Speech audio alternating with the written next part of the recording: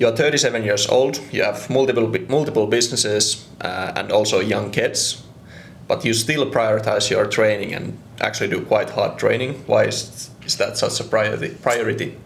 The first thing is my 4-year-old is becoming quite good on a bike, so I like to make sure I can always keep up with him. The next part is, I think most clients get to this point as well. They originally start training for themselves, but at one point it moves to living a long, healthy life, so you can still do stuff with your kids. Also, in relation to the business side, it's obviously a massive part is having the energy to run successful businesses. You have been training quite hard for the cycling. I've been seeing that on the sidelines, and there has been some very difficult races as well. Do you think you can take something away from those events and kind of use that in the other parts of your life?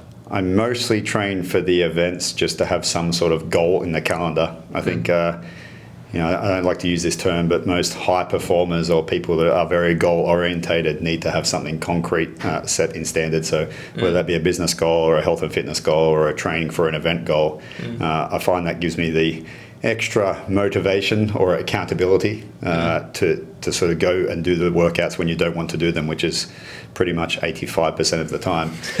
So that's probably the biggest thing. Yeah. Do you think that the actual competition then is not like the massive thing, but it's kind of like getting all the other things to happen? Yeah, I have goals for competitions. I want to qualify for the Gravel World Championships. Okay. But realistically, I'm not at the level where I'm thinking about if I'm going to win a race. Okay. So mostly it's just to do well, to be proud of myself, to set some goals, to actually get myself to go and train. Okay.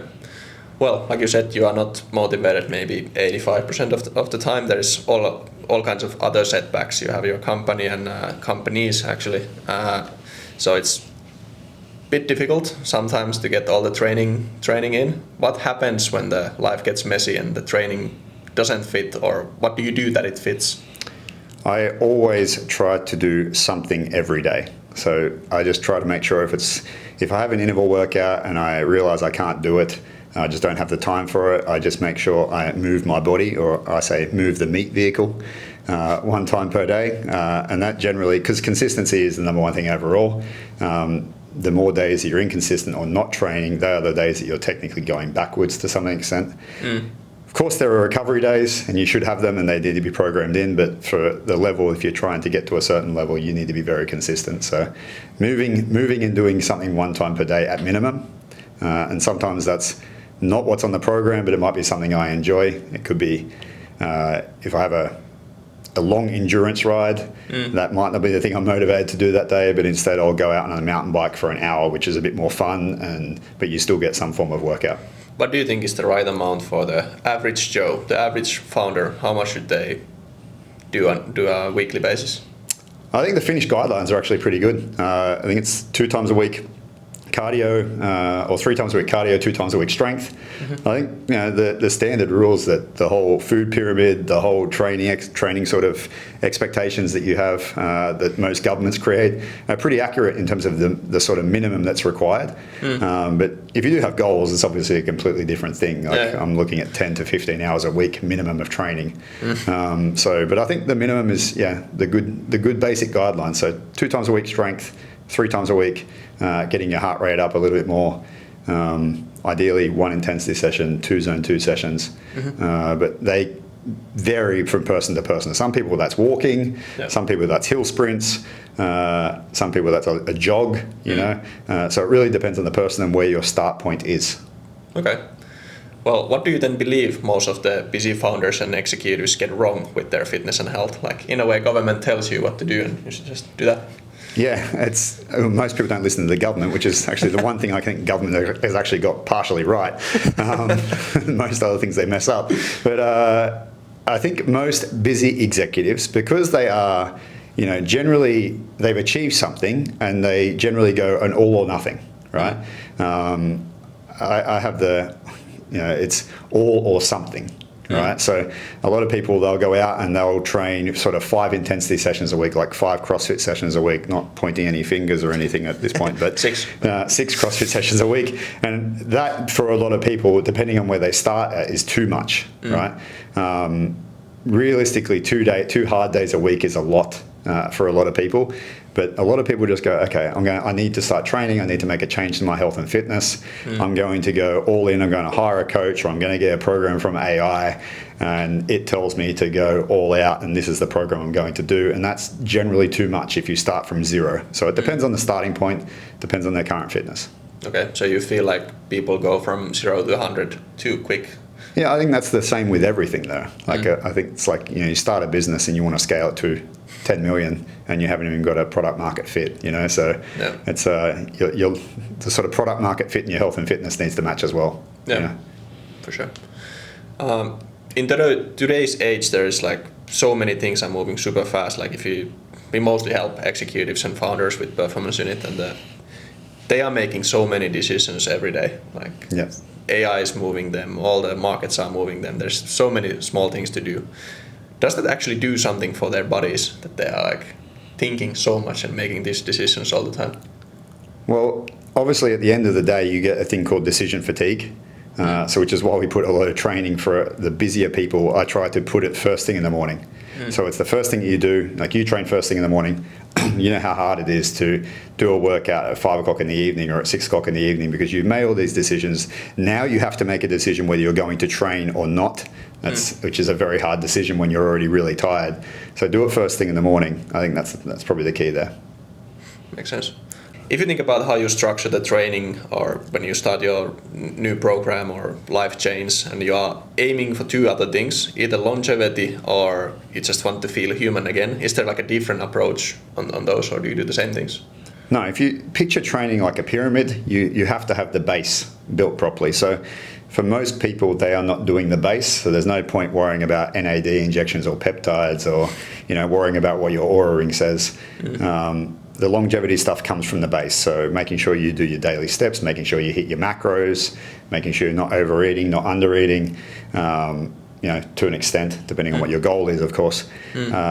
But the same foundational principles are good for a long time, and that takes a long time for people to worry about these little fancy little biohacks or anything that this longevity science talks about a lot these days. Yeah. Why do you think that, like, if I open my Instagram, it's mostly full of these like biohacks and these like small things, I guess? Because it's more sexy. That's the main reason. Okay. It's a more sexy thing to talk about instead of talking about 8,000 steps a day or 10,000 steps a day, or eating protein every single meal, or it's more clickbait, right? It's more of an interesting topic, and you generally look at those topics, so the algorithm feeds you the same shit. So that's the main reason, mate. Okay. What is the thing that shocks the new clients the most when they start to train with the performance unit? I think it's the fact that they come in and they expect this very complicated plan down to the exact T of how many reps they need to do, exact macros they need to follow, this specific written diet or training program. But the biggest thing is, again, focusing basics, building that up, building the habits, the routines over time, and adjusting that to your lifestyle to fit your current life situation. So they expect this very complicated thing, and then you come in and you tell them, it's like, okay, we look at your Oura stats, and your Oura says that you walk 3,000 steps a day. Let's start to focus there rather than this fancy training program which has all these percentages of 1 rep max and reps in reserve, and some things that coaches like to flex and give, but it's not the thing that you want to give them straight away. What do you think? Are they like happy about it, or how do they react normally? I think they are first shocked that it's not as complicated as they thought. But after 2 weeks of realizing they're struggling to do the basics, and we have to hold them accountable for those things, they're pretty relieved, I would say. Okay, so they understand this is going to work now. This is why I haven't gotten to my goals. Yeah. Makes sense. Performance Unit also has a physio, like a built-in physio on the system. Like, why is that? When a client first comes in, we have to assess their movement. So if there's any restrictions in their movement, we have to make sure that we're not going to do any damage. So that's the first part. So the first rule of training or coaching is first do no harm. So if you have someone that comes in and even has been doing something like CrossFit or something that's like Olympic lifting, but they can't technically even raise their arms above their head without hurting themselves, we should look at what is the main reason for that. And most people fail the first movement assessment. It's like 80% of people roughly that come in and fail the movement assessment, and then we have to basically scale their training program back. And the physio is basically a watchful eye, over the whole program, and to make sure they're not going to cause any issues going down the line.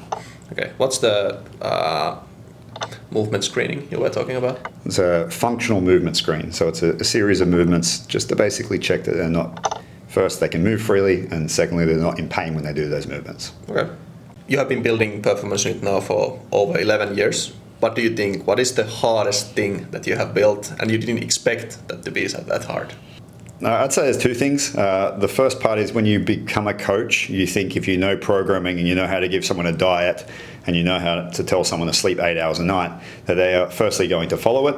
And then if they follow it, they're going to give you testimonials. And then you're just going to get people just wanting to give you a lot of money. And if you're a great coach, that just happens. But it doesn't. You have to learn how to market. You have to learn how to sell. You have to learn, if you want to grow a business after that, you then have to learn how to lead people and develop processes and develop systems that keep those things running when you're not there. Yeah. So it's sadly not just coaching. No, it's about a 5% coaching knowledge and coaching effort, and then 95% on the business side. So yeah, understandable. Maybe that's the reason why there's not many as big companies as Performance Unit in the people just like the coach.